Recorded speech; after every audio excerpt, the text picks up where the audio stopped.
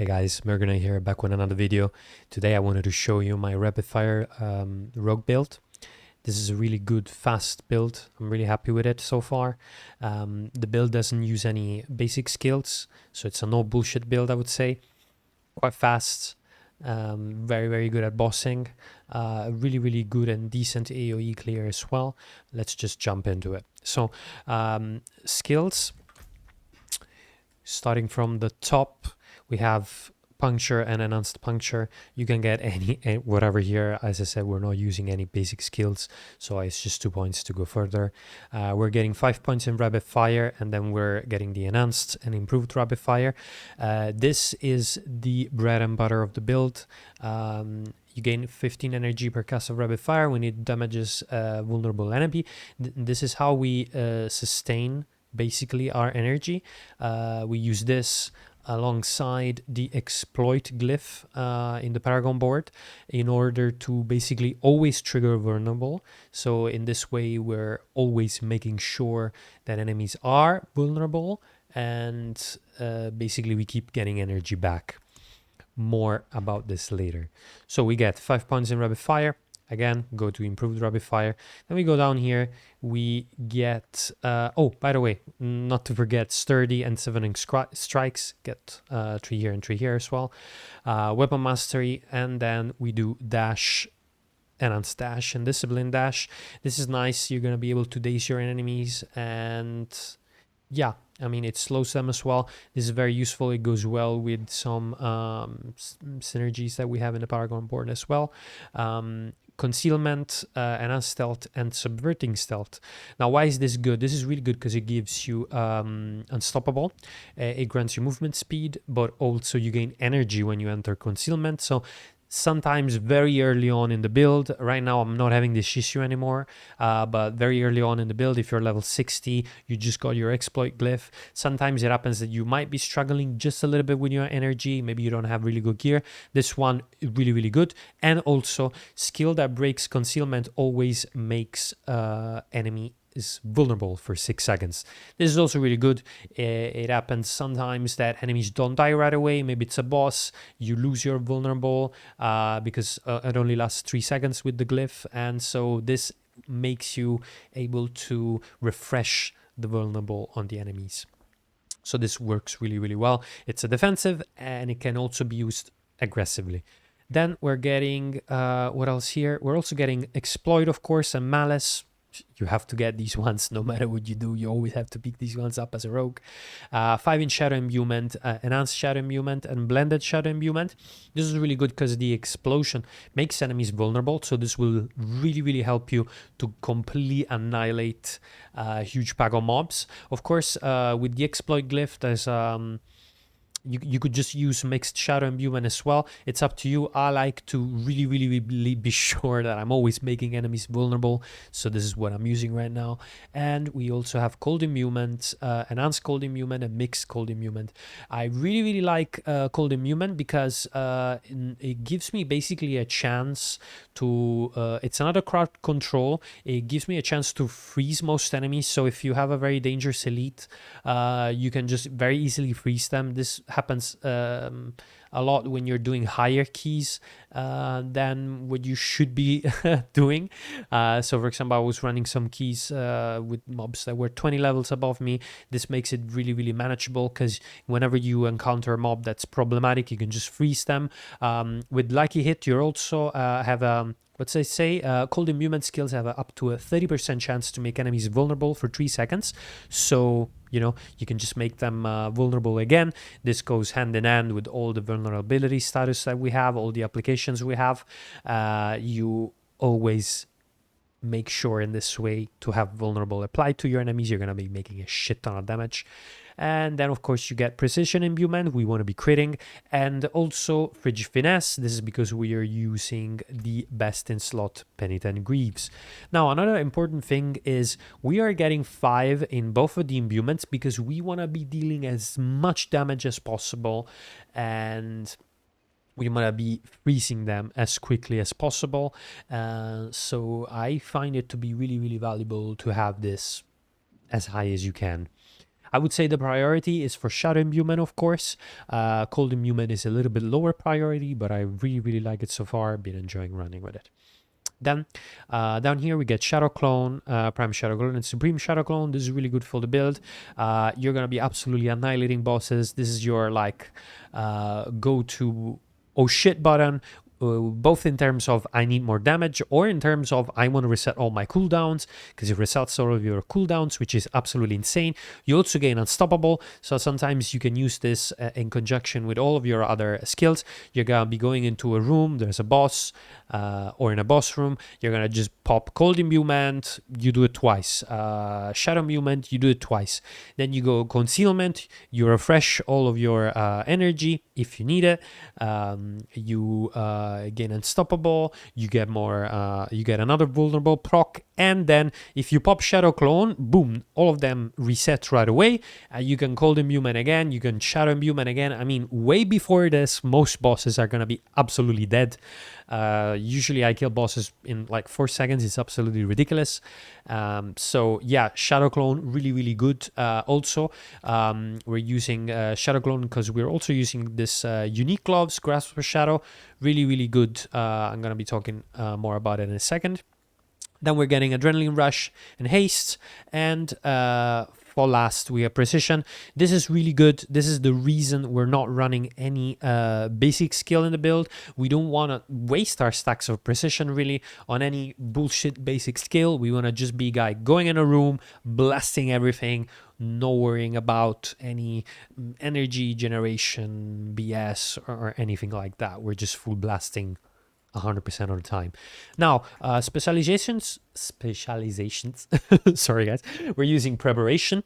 It basically says every 100 energy you spend reduces your ultimate skill's cooldown by 4 seconds, and using an ultimate skill resets the cooldown of your other skills. This is what allows us to be basically refreshing all of our skills with Shadow Clone, as I was saying before. And also it helps you to get more usage out of your Shadow Clone, because normally, you know, it's a little slow, the cooldown. Even if you have cooldown reduction, it will still be around 45 seconds, 50 seconds. But with Preparation, you can end up basically popping it every 20 seconds. This is also in conjunction with some other stuff that we have in the Paragon board. So let's go into the Paragon board right away, actually. You want to be going up on the side. You want to be getting Prime. I would actually say that Resilience, you should also be getting this. I haven't been getting it yet.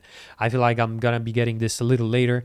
I don't feel like I need the survivability. Up until this moment, I haven't had any issues, really. I just basically never die. I'm always like in outside of range. If I am in range, I'm freezing everything. So yeah, I mean, you can use it if you feel like you want to be getting more damage. I suggest you to just go up all the way here. You're gonna want to put Ranger in here. Don't forget to pick up all the dexterity nodes and all the, especially the magic node damage here is also nice.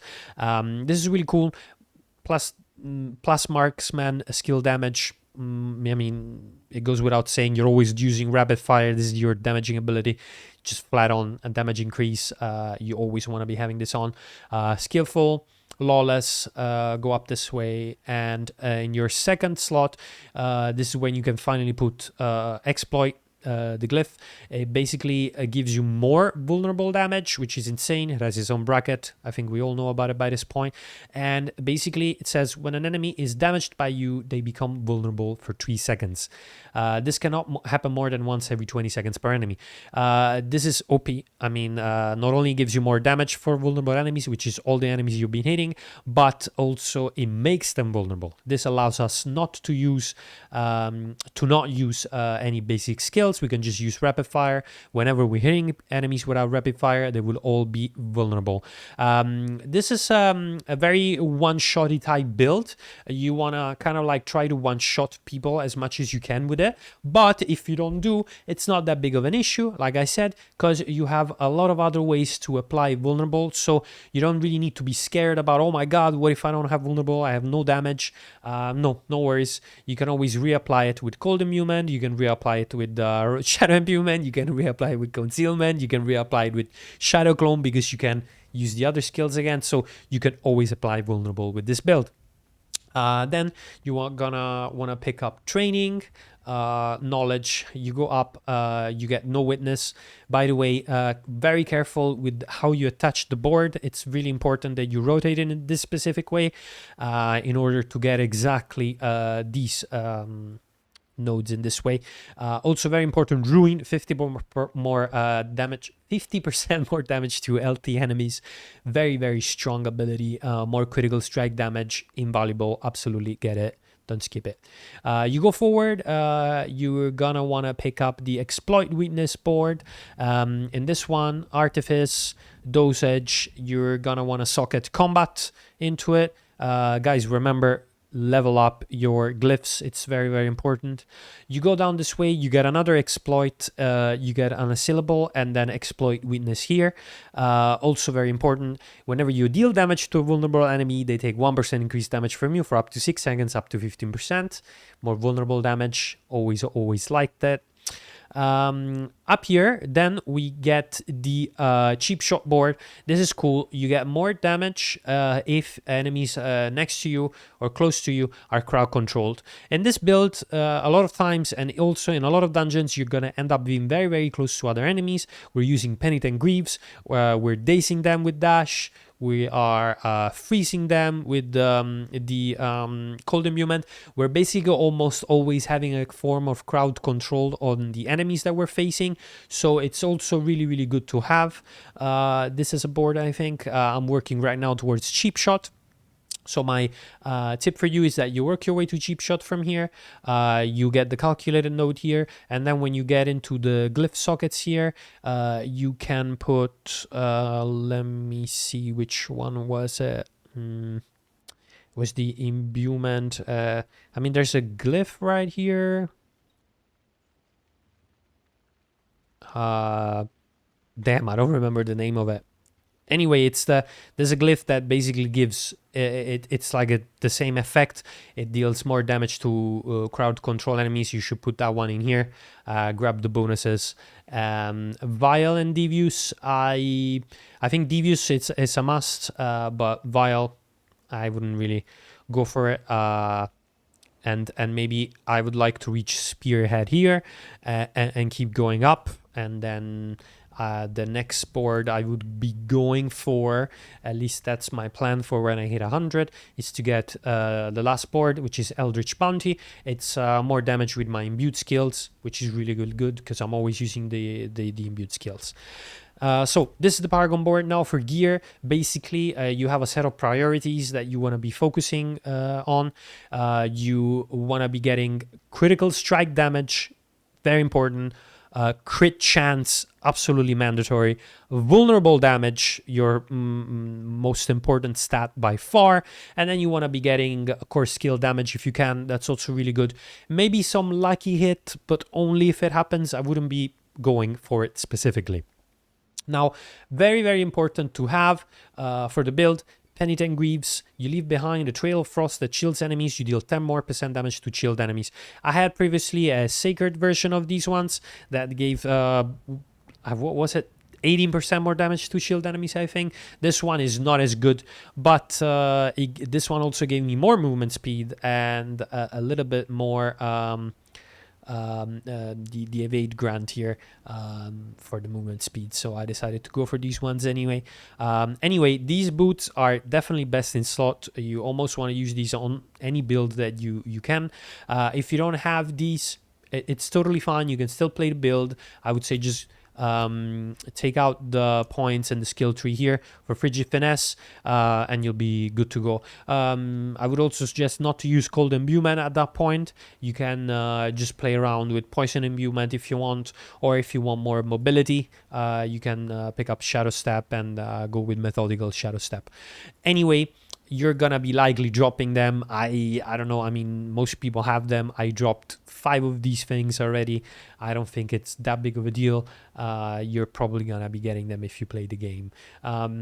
Also very important, you would like to have a crossbow. I've been using a bow for a while as well. I had a really good roll bow drop for me. It was a really good ancestral bow, so I ran with that as well. I really like the attack speed with that one. It's very, very fast, but you do not get the double vulnerable roll, which I have here. So you see plus 60 vulnerable damage on top, but also on the bottom. So I mean, absolutely insane. This one sometimes crits for 180k, and every time rapid fire hits people, you hit them with like, I don't know how many arrows, like 8 arrows, 6 arrows, more, I don't know.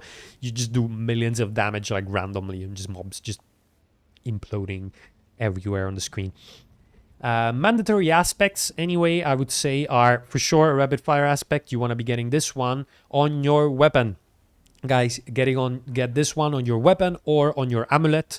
This is very important because only amulets and double-handed weapons can roll double for when it comes to aspect. So if your rapid fire aspect says, oh, you'll get 42% chance to ricochet to another target, when you're putting it on your ranged weapon or on your amulet, it gets double the bonus. So very, very important. You want to be getting as close as you possibly can to 100% with this one. This is going to allow you to basically have really, really good AoE.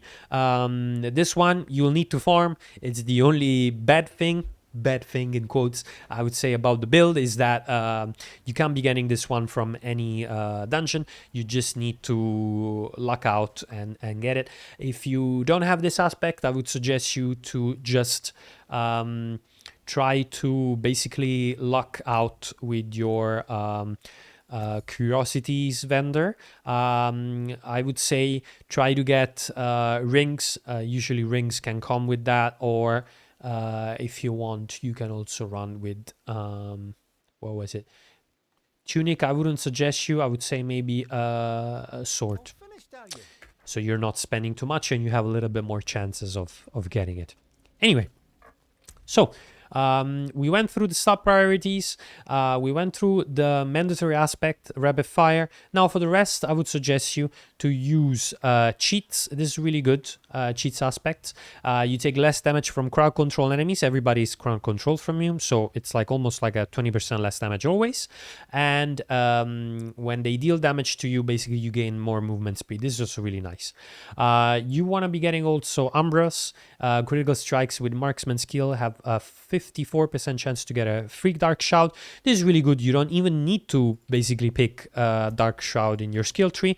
You can always have it on. With this, I have it on, I would say, 80% of the time. Almost always have a Dark Shroud on. Really, really good defensive skill. And you want to be getting...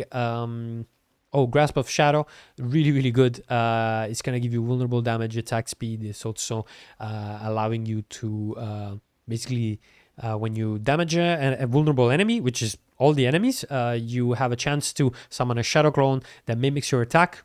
Absolutely insane. Pops all the time for me, even if I'm not building very high into lucky hit chance, so I would highly recommend this item. You're gonna want to also pick up Disobedience. Really good. You have more armor basically almost all the time. And then I would say you need Accelerating. Try to get it as high as you can. Critical strikes with core skills increase your attack speed. You're gonna be basically critting all the time, so yeah, just get it. This is really good. Then you want to pick up Corruption. Your imbuement skill have increased potency against vulnerable enemies, goes without saying. And you want to pick up Vengeful. This basically, if you make an enemy vulnerable, you have a chance on lucky hit to basically grant up to 9% critical strike chance, which is insane. You almost always have this on, so very, very good. And for the weapons, I usually put Smithing in increased critical strike chance against injured enemies. This is really good to finish off enemies. And also it's really good because rapid fire is one of those skills that it's not like it's only one shot, it's multiple shots. So when you're firing it, every shot it's calculated by itself, both in crit chance wise and lucky hit chance wise. So basically you have way more chances to activate all of these lucky hit abilities because you're hitting so many shots, and basically chance goes very much higher when you're hitting a lot of shots compared to when you're hitting only one shot. So this is really good, works really well with the build. And also Edgemaster, you do more damage based on how much primary resource you have, which is really good because you always have a shit ton of primary resource anyway. Now, the defensive ones, the defensive stats that I would suggest you to have, because before I was talking about the offensive ones, but the defensive ones, I would say, it's just important to have max life. It's important to have damage reduction from close enemies and from distant enemies if you can. Try it as much as you can not to get, which one is the shitty one? There's a very shitty one. Yeah, control impaired duration reduction. This is one of the very bad, very annoying. If you can avoid it, try to avoid it. And for gems, I would say the only time you'll be dying in this game is when you're crowd controlled. So I always really like going with the orange gems. They basically give you damage reduction when you're control impaired. Really good. So if you stick them in everywhere you can, basically, you're gonna get a lot of damage reduction. And for the rings, skulls. This give you more armor. Really good. For the weapons instead, you want the emeralds. They give you critical strike damage to vulnerable enemies. Goes without saying, you're gonna be doing insane damage with these ones on, so don't forget to put them on. Very important. Now for consumables, I really like Elixir of Cruelty. This one, just absolutely insane. Crit chance 15%. And there's also the Savagery one, which increases your critical damage. There was also another one, I don't remember the name, let me have a look. There's the armor one, Iron Skin Elixir, which is really good if you're struggling with defense, but I would say go on full attack with this one. And then there is the weak precision elixir, and in general any precision elixir, they give you crit strike chance, crit strike damage, both at the same time, a little lower than if you were to pick up the other ones, the cruelty or the savagery alone, but also really good. I really like this one a lot. Probably a bit better than the other two, because it's a bit like it gives you a bit of both, and you already have a lot of crit chance, so go for it.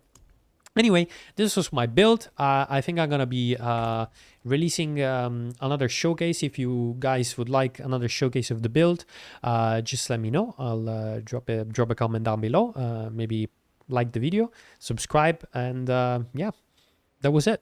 I'm out of here. Ciao.